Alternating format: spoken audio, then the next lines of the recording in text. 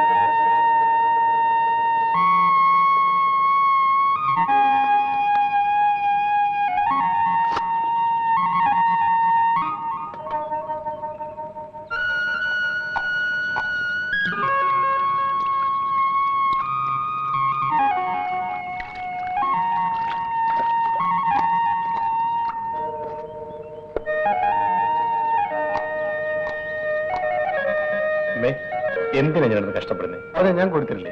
എടാ, ഇത് പെണ്ണുങ്ങൾ ചെയ്യേണ്ട ജോലിയാ. നിനക്കൊരു പെണ്ണുണ്ടാകുന്നത് വരെ ഞാൻ തന്നെ ഇത് ചെയ്തോളാം. അമ്മയെ കഷ്ടപ്പെടുത്തണ്ടെങ്കിൽ നിനക്കൊരു പെണ്ണ് കെട്ടിക്കൂടായോ? എത്ര കാലമായി ഞാൻ പറയുന്നു.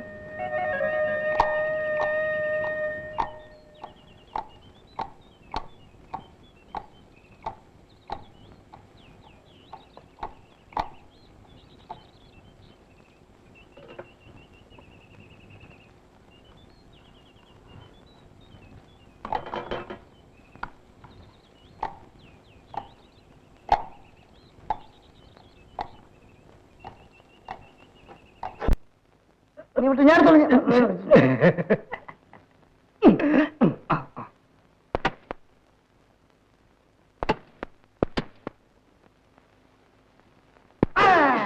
അവിടെ പറയാ, നീ സായിപ്പിന് മുമ്പിൽ മുടി അങ്ങനെ പേരെടുക്കണ്ട. പോട്ടെ, നീ അയ്യോ കടിക്കല്ല കൊല്ലും ഞാൻ. നീ അതും കൂടെ അയ്യോ.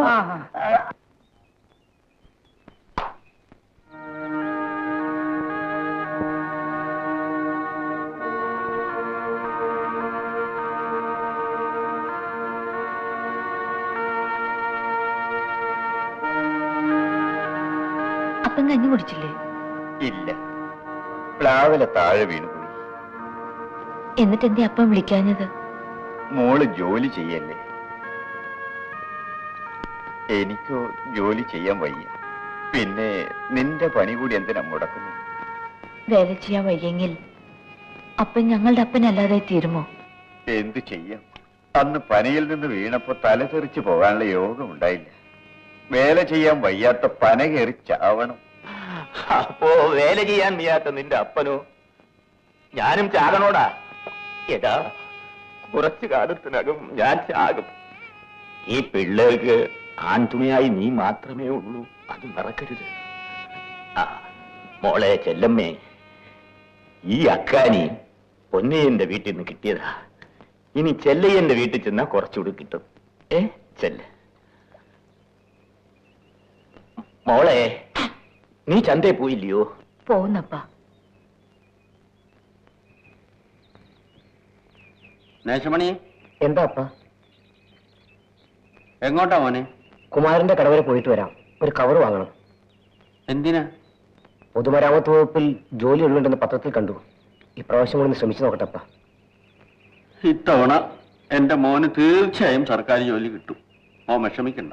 ഇത്തവണ ഒന്നും ശരിയായില്ലെങ്കിൽ പന കയറാൻ പഠിക്കണം. വേണ്ട മോനെ, അപ്പന് കഴിയുന്നിടത്തോളം കാലം നീ പന കയറാൻ പോകണ്ട. നിനക്കൊരു സർക്കാർ ജോലി കിട്ടാൻ വേണ്ടി അപ്പൻ മാരിയമ്മനോട് ദിവസവും പ്രാർത്ഥിക്കുന്നുണ്ട്.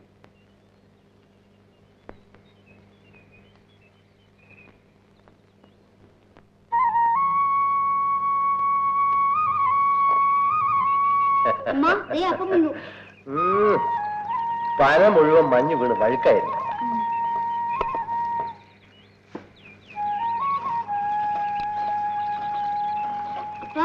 പറഞ്ഞുതരാമോ? അപ്പൻ അറിഞ്ഞൂടെ മോനെ, എന്റെ മോനെങ്കിലും ഈ പനകയറ്റം ഒഴിവാക്കണം. മോനെ പഠിപ്പിച്ച് ഒരു സർക്കാർ ഉദ്യോഗസ്ഥനാണ്. ഇങ്ങനെ എല്ലാരും സർക്കാർ ഉദ്യോഗത്തിന് പോയാ പിന്നെ പന കയറാൻ ആരാ? ആരെങ്കിലും കയറിക്കോട്ടെ, എന്റെ മോനെ ഞാൻ പനകരാൻ അയക്കില്ല. ഇങ്ങനെ എല്ലാ അപ്പന്മാരും മക്കളെ പഠിക്കാൻ അയച്ചാൽ നാട്ടിൽ കരിപ്പൊട്ടി കിട്ടില്ല. അപ്പൊ പിന്നെ എല്ലാ അമ്മമാരും കയറിക്കോളും. എടി, നീയൊന്ന് കേറ്, കാണാൻ നന്നായിരിക്കും. ഒന്ന് പോന്നേ.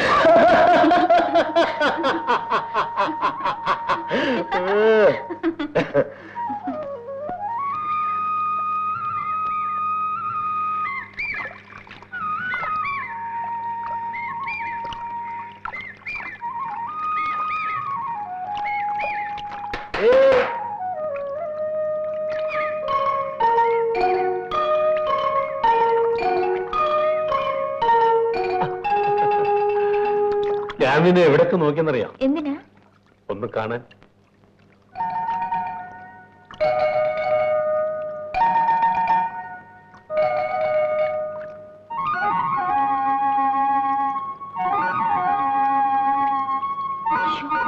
അങ്ങനെ നോക്കാതെ.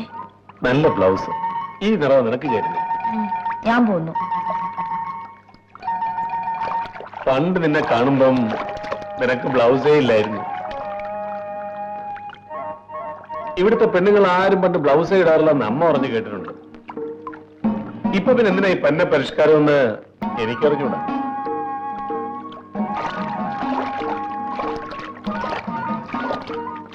അങ്ങോട്ട് ആഴം കൂടുതൽ, ആ മുണ്ട് കുറച്ചുകൂടെ പൊക്കി പിടിച്ചോ, നനയും.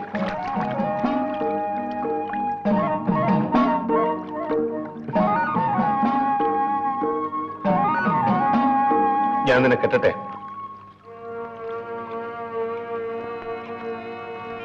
കരയാണോ?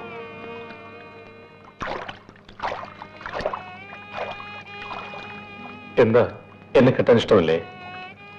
എന്റെ വീട്ടിനെ കുറിച്ച് അറിയാലോ? അറിയാം. അതെന്താ? പനയിൽ നിന്നും വീണ് നടുവടഞ്ഞ അപ്പൻ. കാശില്ലാത്ത വീട്ടിലെ പെണ്ണ് കല്യാണത്തെ കുറിച്ച് സ്വപ്നം പോലും കാണാൻ പാടില്ല.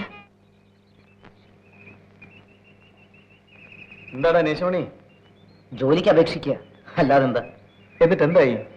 കിടപ്പാടം പണയത്തിലായി, അത്രയും. ഈ സർക്കാർ ജോലി കിട്ടാൻ വലിയ പാടല്ലേ? അതിനേക്കാൾ ബുദ്ധിമുട്ടാ ഈ സ്റ്റാമ്പ് വാങ്ങിക്കാൻ.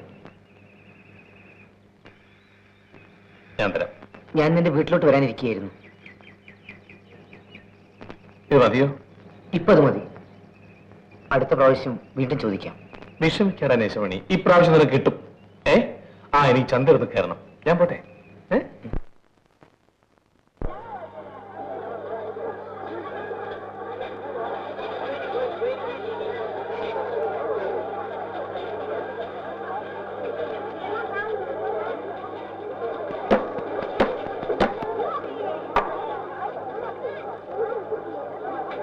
ഏട്ടയാ, കിലോ 7 രൂപ. ഒരു 5 റുപ്പീസ് ആട്ടെ, 5 രൂപ. എടാ, സായിപ്പിന് കണ്ടമാനം പണമുണ്ട്, നീ എന്തിനാ വില കുറച്ച് സായിപ്പിനെ സഹായിക്കുന്നത്? എന്നാ കൊടുക്ക്. ചിപ്പങ്ങളൊക്കെ അടക്കി വെയ്യണം, എന്നൊന്നാ കളിക്കുന്ന. എനിക്ക് കരിപ്പറ്റൊന്നുമില്ലേ? ഇല്ല, അമ്മ നാളെ കൊണ്ടുവരും. എന്തിനാണ് അമ്മയെ പറഞ്ഞിരിക്കുന്നത്? നീ എന്നെ കൊണ്ടുവന്നാ മതി. നല്ല വില നല്ലേച്ച. സായിപ്പ് കരിപ്പറ്റിയുടെ വില കുറയ്ക്കാൻ പറഞ്ഞിട്ട് അങ്ങോട്ട് പോയി. പക്ഷെ ആ വിലക്ക് കരിപ്പറ്റി ഇവന്മാർ തരുമെന്നാണ് എന്റെ സംശയം. ഇല്ലെങ്കിൽ അമ്മ കരിപ്പറ്റി വേണ്ടടാ. വേറെ നിവൃത്തിയില്ലാതെ കരിപ്പറ്റി കൊടുത്തോണ്ട് വരും. അല്ല, അതും ശരിയാണ്.